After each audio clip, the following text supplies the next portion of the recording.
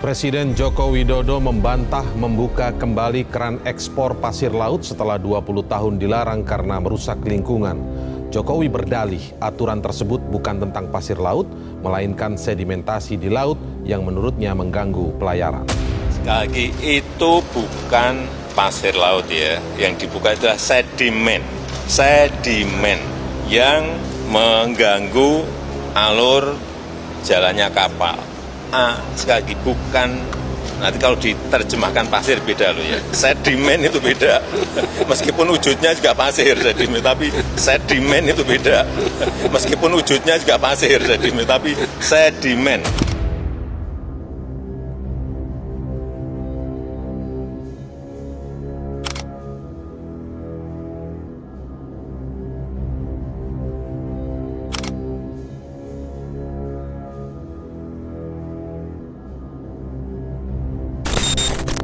Jet pribadi, pasir laut, dan dinasti Mulyono mau dibawa kemana negeri ini? Assalamualaikum warahmatullahi wabarakatuh. Sobat RJ semua, udah siapkah kalian mengupas hal-hal yang bikin kita gregetan, gemes, bahkan kadang bikin kita gelisah? Mari kita ulas dengan santai, sabar dan bijak. Kalaupun toh nanti ada para baser-baser bayaran yang panas, biarin aja, nggak usah ditanggepin. Hari ini kita akan bahas cerita yang mungkin lebih gila dari drama politik manapun. Dari ekspor pasir laut, atau sedimen laut, atau lumpur laut, atau apalah namanya, suka-suka mereka memberi nama. Kebijakan ini saat ini banyak menuai kontroversi. Di akhir masa jabatan yang seharusnya bisa menarik simpati rakyat, Mulyono ini malah menggulirkan kebijakan yang semakin membuat rakyat menderita, terutama saudara-saudara kita para nelayan. Dan gak ada yang nyangka, setelah dilarang selama 20 tahun oleh Megawati dan SBY, tiba-tiba Mulyono membuka keran ekspor pasir laut ini. Alasannya sih, katanya untuk membersihkan sedimentasi laut, agar kapal bisa lewat. Tapi tunggu dulu sob, beneran nih untuk agar kapal bisa lewat? Di sini saya berpikir, ini cuma akal-akalannya Mulyono. Alasannya, ya apalagi kalau bukan buat untung besar. Gini ya, kalau alasannya bener-bener mau bersihin laut dari sedimentasi, Mulyono kan bisa saja menyuruh BUMN atau pemerintah daerah buat urus ini semua. Tapi kenapa harus swasta yang ngerjain dan malah bisa ekspor ke luar negeri pula? Ayo, ini bersihin sedimen atau untuk mencari cuan demi sebuah abrasi? Pak Mulyono, udah mau turun masih saja bikin kontroversi. Dan kalau Pak Mulyono melibatkan swasta, apalagi yang katanya sedimen tersebut bisa diekspor, di sini kan berarti ada penyalahgunaan wewenang namanya. Ibaratnya nih, kayak orang lagi bersihin halaman rumah, tapi malah mengajak tetangga buat ngambilin tanahnya buat dijual ke luar negeri. Dan kalian tahu nggak, Singapura yang sudah dilarang impor pasir dari Indonesia pun ternyata jadi pihak yang paling diuntungkan. Dari tahun 70-an sampai sekarang, luas daratan Singapura ini sudah bertambah 25%. Sementara kita, Pulau Nipa di Batam saja saat ini sudah hampir tenggelam gara-gara pasir kita dikuras habis-habisan. Para nelayan di sana pun makin susah cari ikan karena habitat terumbu karang kian semakin rusak parah. Bahkan Antoni Budiawan dari Political Economy and Policy Studies atau PEPS bilang bahwa atas kebijakan ini Mulyono bisa dijerat pasal 3 Undang-Undang Tindak Pidana Korupsi. Pasal ini bunyinya jelas, kalau ada orang yang menyalahgunakan wewenang untuk menguntungkan diri sendiri ataupun orang lain dan merugikan negara, bisa dipenjara minimal 1 tahun atau maksimal seumur hidup. Widih, ngeri nggak tuh? Jadi pertanyaannya, apa ekspor pasir laut ini cuma soal bisnis besar atau ada konspirasi yang lebih dalam lagi?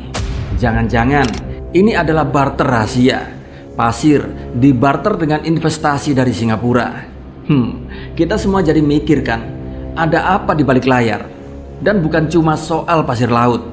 Presiden Mulyono saat ini juga lagi diisukan akan ada banyak banget masalah hukum yang siap meledak begitu dia turun dari jabatan. Petrus Celestinus, Koordinator Tim Pembela Demokrasi Indonesia atau TPDI bilang, kalau Mulyono saat ini sedang melakukan ijonisasi jabatan publik. Apa maksudnya ya? Ijon? Ya, ini adalah istilah buat barter jabatan sebelum Mulyono lengser. Jadi Mulyono diduga sedang nyiapin posisi-posisi penting buat dinasti dan kroninya setelah dirinya tidak menjabat sebagai kepala negara. Dan di sini Petrus pun tidak main-main soal ini. Dia pun bilang bahwa kebijakan Mulyono mengubah undang-undang kayak undang-undang Watimpres, undang-undang Polri, undang-undang TNI adalah merupakan bagian dari strategi buat mengamankan jabatan setelah Mulyono lengser. Bahkan di sini ada skenario Mulyono bakal duduk di Dewan Pertimbangan Agung atau DPA setelah Watimpres diubah jadi DPA. Wah, bener-bener gak mau pensiun ya Pak Mulyono. Ini bukan cuma teori konspirasi sembarangan guys. Undang-undang Watimpres yang tiba-tiba direvisi dan undang-undang lain yang juga tiba-tiba diotak-atik. Jelas-jelas di sini adalah sinyal kuat. Ada skenario besar yang jahat yang sedang dimainkan. Semua ini seolah mengamankan dinasti Mulyono agar tetap berkuasa meskipun masa kepresidenannya sudahlah selesai. Dan Petrus pun dengan tegas bilang bahwa ini adalah bentuk gratifikasi model gaya baru. Bisa dibilang ini adalah korupsi dengan skala yang lebih licik dan canggih. Nah, ngomong-ngomong soal dinasti, siapa sih yang gak tahu soal Samsul, anak sulung si Mulyono, yang sekarang tiba-tiba muncul sebagai calon wakil presiden bareng Prabowo di 2024, yang saat ini juga diisukan menghina Dina Prabowo beserta keluarganya. Kira-kira siap nggak si Samsul ini menahkodai kapal besar Republik ini? Kita simak ya penjelasan si Samsul lebih dulu deh.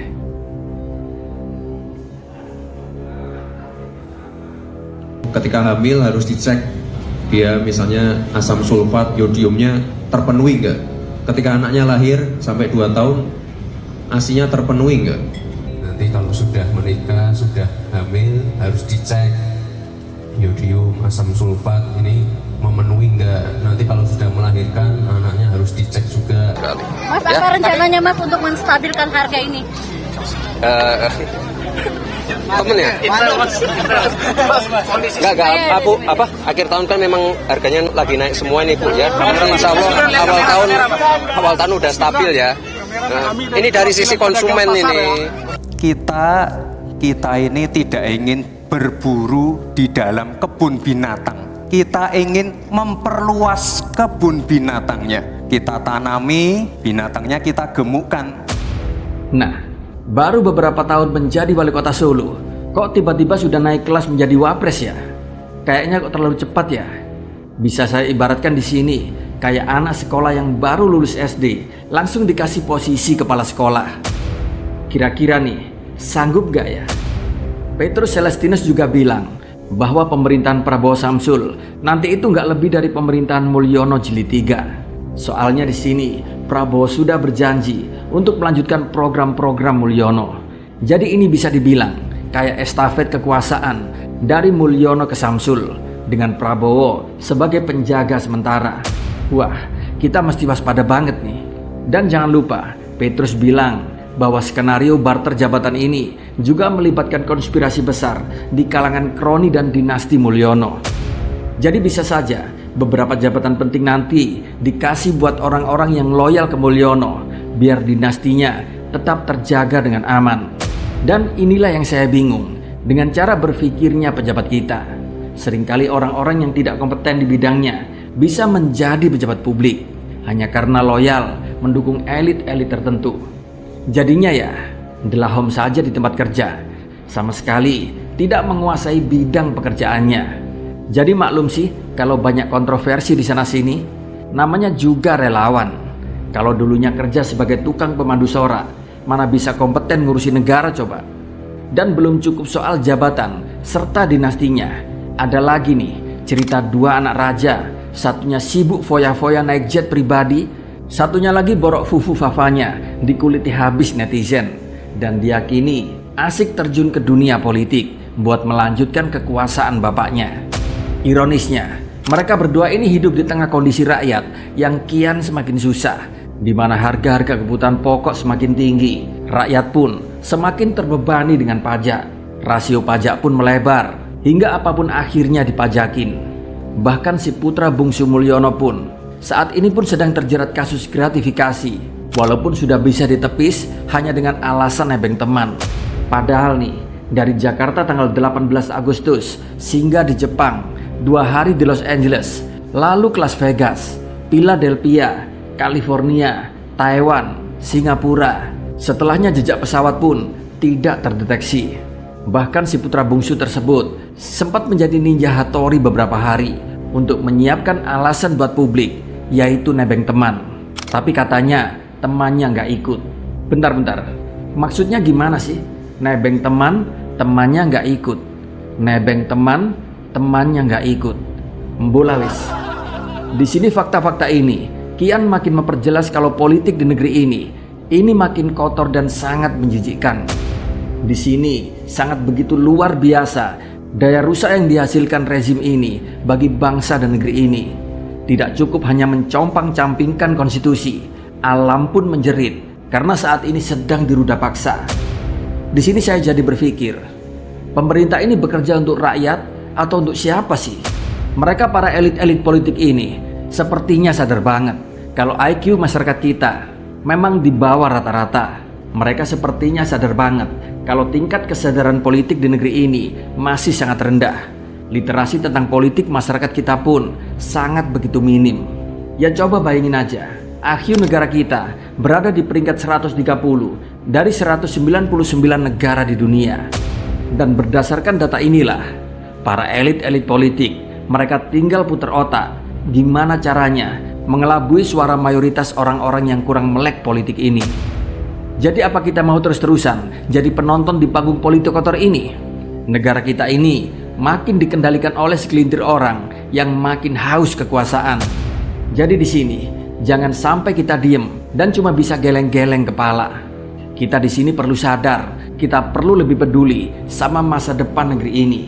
Karena kalau enggak, kita bakal terus-terusan menjadi korban permainan politik yang tidak ada habisnya. Demokrasi yang kita perjuangkan di tahun 1998 sekarang malah dihancurkan oleh politik dinasti dan KKN yang lebih licik. Terima kasih ya sudah nonton sampai habis. Jangan lupa buat subscribe channel ini biar kalian tidak ketinggalan update-update berita politik terbaru yang lebih panas dari drama. Wassalamualaikum warahmatullahi wabarakatuh. Salam dari rakyat jelata.